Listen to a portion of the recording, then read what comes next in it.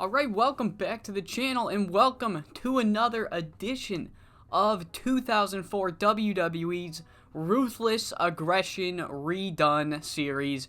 That's right, I thought of a title for the series. It only took me 4 episodes. What's even funnier is I'm pretty sure in like episode 1 or 2, I'm like, I don't want to name it like the Ruthless Aggression era. And then I thought of Ruthless Aggression Redone, and I'm like, damn, I really like the sound of that. So, oh boy, I really hope someone calls me out on that if I'm remembering correctly. Maybe I'm not. I don't know. What I do know is that it is Friday Night Smackdown, and we have pre-bookings. That's right, we have pre-bookings. Now, I'm not gonna sit here and be like, oh, we retconned on the last Smackdown. No retconning. Just the way I like to think of it in my mind is like in 2004, if something didn't get pre-booked on the show, but they have it scheduled, they will like run ads. So like Rene Dupree versus Rob Conway and Ultimo versus Jamie Noble, that was announced on like commercials, you know, cause it's what are we on? We're on UPN, so like UPN's running SmackDown ads. It's like, tune in this week, this is happening. That's the kind of pre-booking. But the reason that I felt the need to pre-book these two matches was because they are both number 1 contenders matches. That's right, between Renee and Rob, whoever wins that match gets a shot against John Cena for the United States Championship at Judgment Day, and Ultimo versus Jamie Noble is the number 1 contendership for the Cruiserweight title match. I think Jamie Noble and Ultimo Dragon would have a fucking awesome match, so I have him steal the show. But yeah, other than that, there's nothing really to talk about. This is the first episode of SmackDown of this save. We've had 2 episodes of Raw exclusive brands, and then, yeah, so this is the first SmackDown, and I don't know what to expect. I know what to expect with Raw. Raw's got a lot of people at their disposal. I mean, fucking Christian's giving me 85 rated angles. He's insane, too.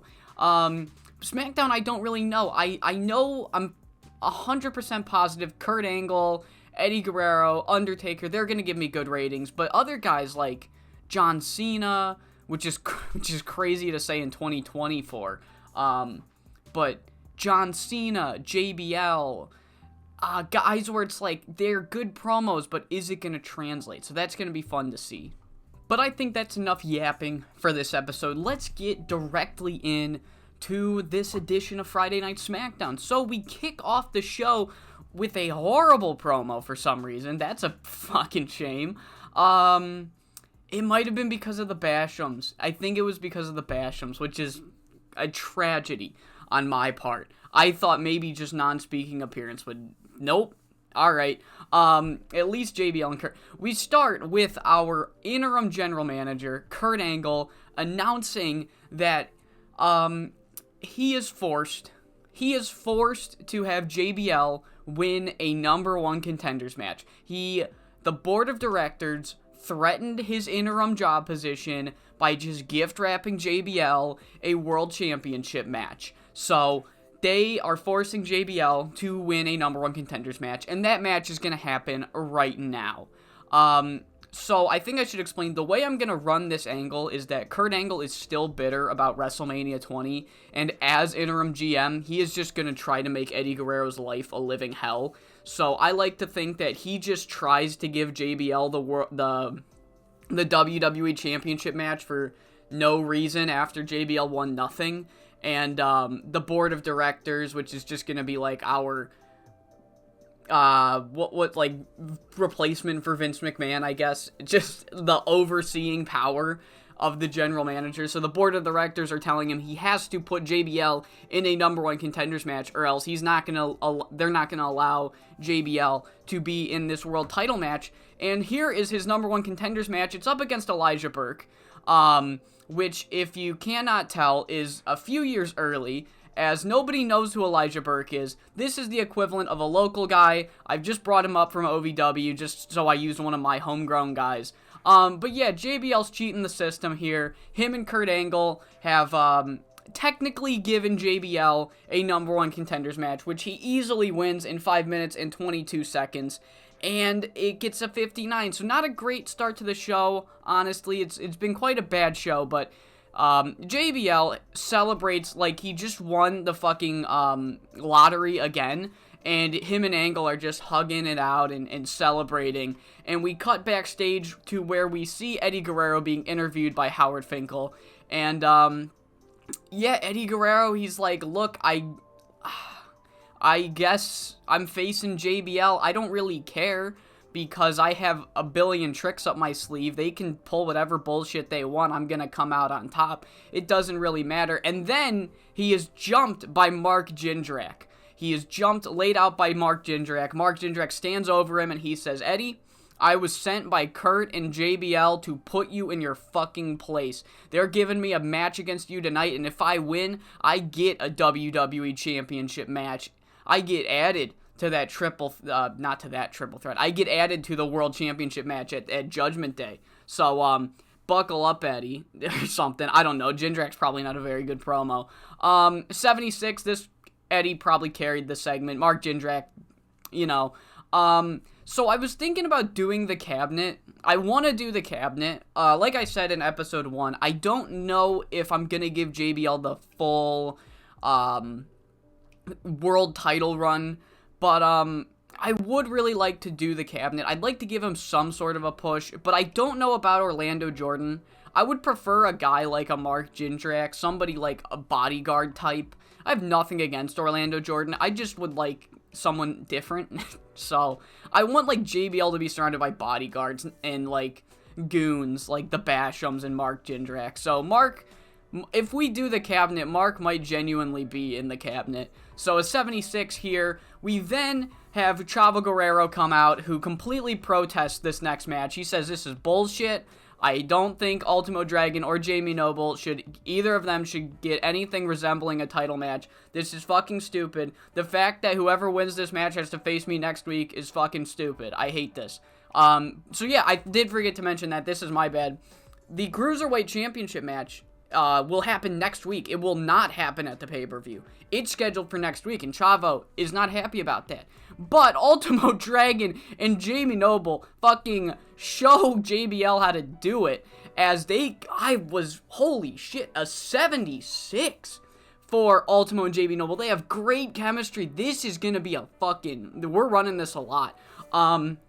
But winning the number 1 contenders match is Ultimo Dragon. So next week he will get his Cruiserweight Championship match. This match goes 10 minutes and 28 seconds before Ultimo hits the Asai EDT. I don't know how to say that word. I think it's like acai. That's actually probably right. He hits the acai DDT. It's a mouthful. And yeah, this was our Steal the Show match, and goddamn did it. Ultimo, if you're wondering why he doesn't have the background, it's because he is our head men's trainer. So I want him on both brands. So he's not gonna have the He is a Smackdown guy.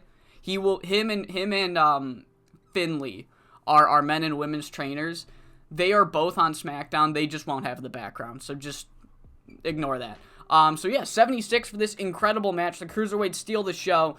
And then after the match, Chavo Guerrero gets up on the apron. He starts yelling at Ultimo. Ultimo goes to him, and then he's jumped from behind by Chavo Classic. The Chavos get the upper hand on Ultimo, give him a good beatdown going into their Cruiserweight title match next week. 40 for that angle. Up next, we have a 44 rated match as the Dudley Boys take on the Troubleshooters. Again, more guys from OVW. What is the issue here? Chavo Classic aged in this match. That wasn't the problem. Was this the storytelling? No, weird. Weird. Oh well, I was just trying to figure out why the match rating was lower than the wrestling rating. But it is what it is. Dudley Boys win in 4 minutes and 33 seconds. The squash matches were doing a lot better on Monday Night Raw than they are on SmackDown right now. So maybe I gotta find a different meta for SmackDown than I do for Raw. But yeah, after that, the Dudley Boys. Yeah, I know, Jesus. The Dudley Boys are confronted by Tony Chimmel, who turns heel. Yes. Oh, man. My Saul Goodman gimmick sucks. Tony Chimmel debuts this new gimmick of being like I said, the Saul Goodman of WWE, where instead of trying to find a billion-dollar meth cook, he is trying to find his ticket to success. Or rather, other people should find him for their ticket to success. He says that he is going to start managing people to the top of this company, and he wants to start with the tag division. He says if you want tag team gold, you want Tony Chimel, and he wants none other than the most decorated tag team in WWE history, the Dudley Boys. And he's like, what do you guys say? And Bubba and Devon, they look at each other, and they're like, we gotta think about this. And, oh man, we really got to think about this. And, Bubba, he, like, pulls Tony Chimel aside. He's got his arm around him. He's talking. He's like, dude, I don't know about this. And then he, like, signals, like, Devon, get the tables. And so Devon sets up the table behind him. Bubba just completely distracts Tony Chimel. Long story short, 3D through a table. Tony Chimel does not get his, managerial tenure off to a great start. 57 for, that angle. We then get an interview from the tag team champions Rikishi and Scotty 2 Hotty, but it doesn't go very long before Nunzio intervenes. He sends Howard Finkel away, and he cuts a promo straight. He goes, I have been in this company for 2 years now, and what do I have to show for it? No tag title reign, no cruiserweight title reign, no US. I have nothing to show for my time here, and that kind of bullshit ends now. I know what I'm worth. I know how good I am. I know how good me and Johnny Stamboli are. We should be the tag team champions. I'm done sitting on my ass, just collecting a paycheck and letting the days go by. I want to make something of myself, and that's going to start now. You two better be on watch, because on Velocity, me and Johnny Stamboli got a match against Billy Gunn and Rico. Tag team match. We will show you that we are worth a tag team title shot, and we are going to take it. 52. Nunzio lights a fire under his ass, wants to make something of his career here in WWE, and he wants some tag titles. Him and Johnny Stamboli, two members of the former FBI, maybe tag team champions soon. 52 for that. We get a 65 rated match between Rene Dupree and Rob Van Dam, number one contendership for the United States Championship. It goes 12 minutes and 1 second, and Rene Dupree gets the victory following interference from Booker T. And we don't really know why. There's no real payoff. Booker T screws over Rob Van Dam, and commentary makes note that this is really coming out of left field, because not even 2 months ago, Booker T and Rob Van Dam were the tag team champions over on Raw, and now Booker T is out here screwing his own tag team partner.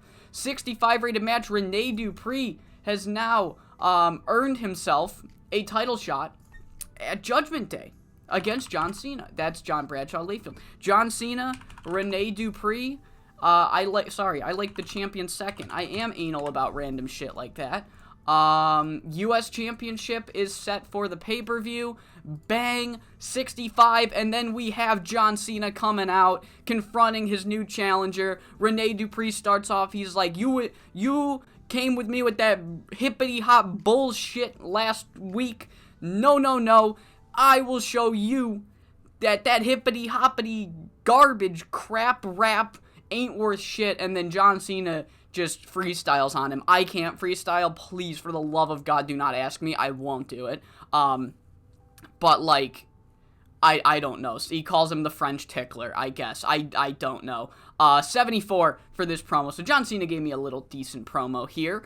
After that, Paul Bearer is in Kurt Angle's office. And he talks in only a way Paul Bearer can. And he says, Kurt, The Undertaker is not happy with you. I don't want to do the voice. All right. The Undertaker is not happy with you, Kurt. I don't know how good this sounds. The Undertaker sees your transparent attempts at fucking over Eddie Guerrero.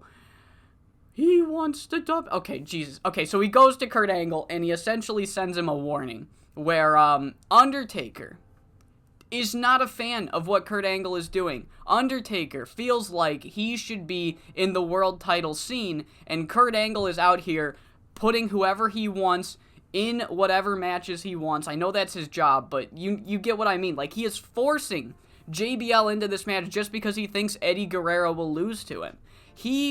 Undertaker, wants the World Championship back, and Kurt Angle, his shenanigans are preventing him from even getting a chance. So Paul Bearer is here to send a warning to Kurt Angle to cut this bullshit out, or there will be consequences. And Kurt Angle responds with, a fucking what? I'm gonna have consequences? You tell Undertaker that if he messes with my plans, then he's gonna have some pretty fucking bad consequences. 74 rated Angle.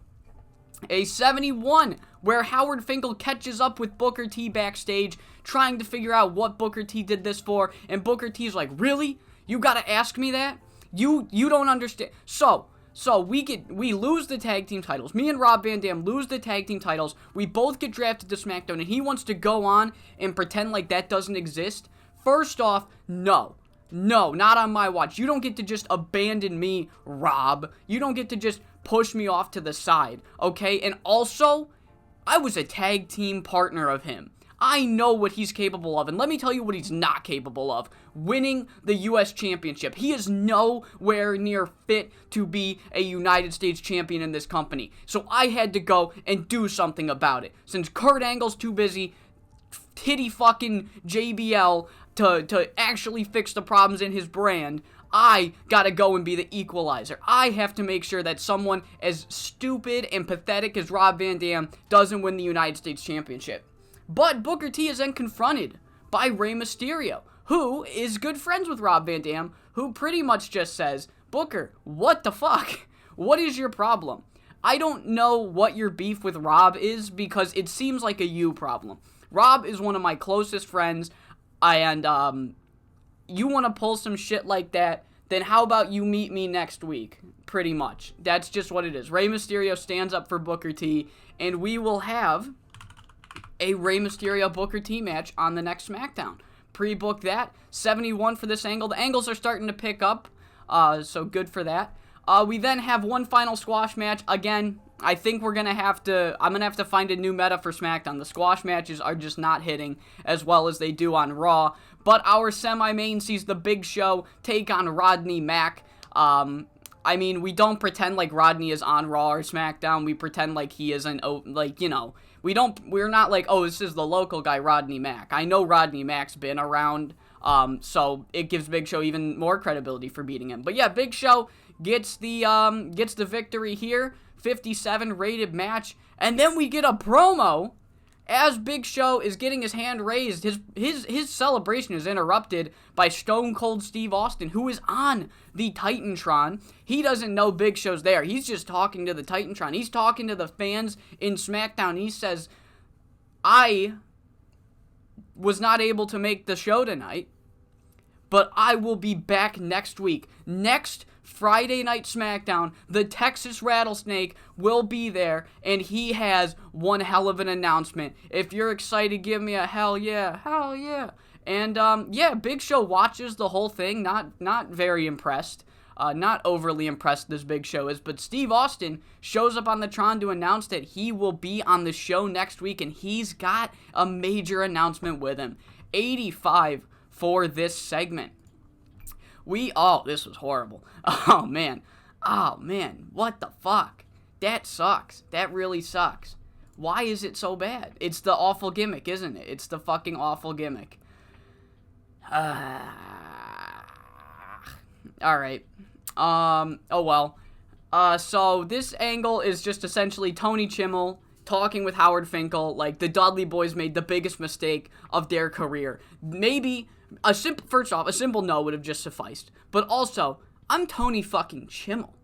People want to just because the Dudley Boys didn't want to work with me doesn't mean that I'm shit out of luck. Alright, I think the Dudley Boys misunderstood what that meeting was. That meeting was not oh, please, I need you, Bubba Devon, please help me out, please help a little man like me out. No, I'm Tony Chimmel. I've got connections, and the Dudley Boys were not in any position to do that.